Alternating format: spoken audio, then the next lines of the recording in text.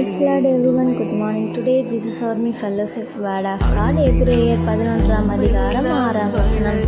விசுவாசம் இல்லாமல் தேவனுக்கு பிரியமாய் இருப்பது கூடாத காரியம். ஏனென்றால் தேவனிடத்தில் சேர்க்கிறவன் அவர் உண்டென்றும் அவர் தம்மை தேடுகிறவர்களுக்கு பலன் அளிக்கிறவர் என்றும் விசுவாசிக்க வேண்டும். கர்த்தருடைய நாமத்துக்கு மகிமை உண்டாவதாக.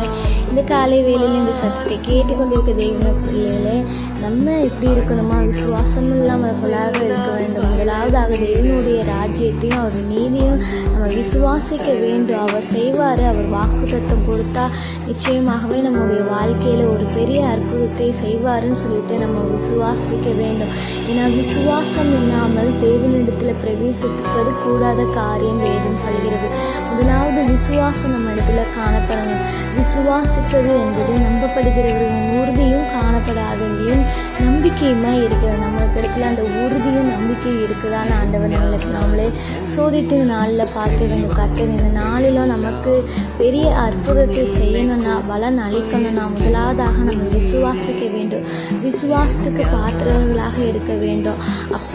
அப்படிப்பட்டவர்களாக இந்த நாளில் நம்ம காணப்பட்டோம்னா கர்த்தர் நிச்சயமாகவே தேவன் இரட்டிப்பான நன்மைகளை இந்த காலை வேளையில் தர அவர் ரெடியாக இருக்கிறார். நீங்கள் கர்த்தருடைய வார்த்தையை இந்த நாளில் விசுவாசிங்க. கர்த்தர் தாமே இந்த வார்த்தையை கொண்டு உங்களை ஆசீர்வதிப்பாராக. ஆமென். God bless you.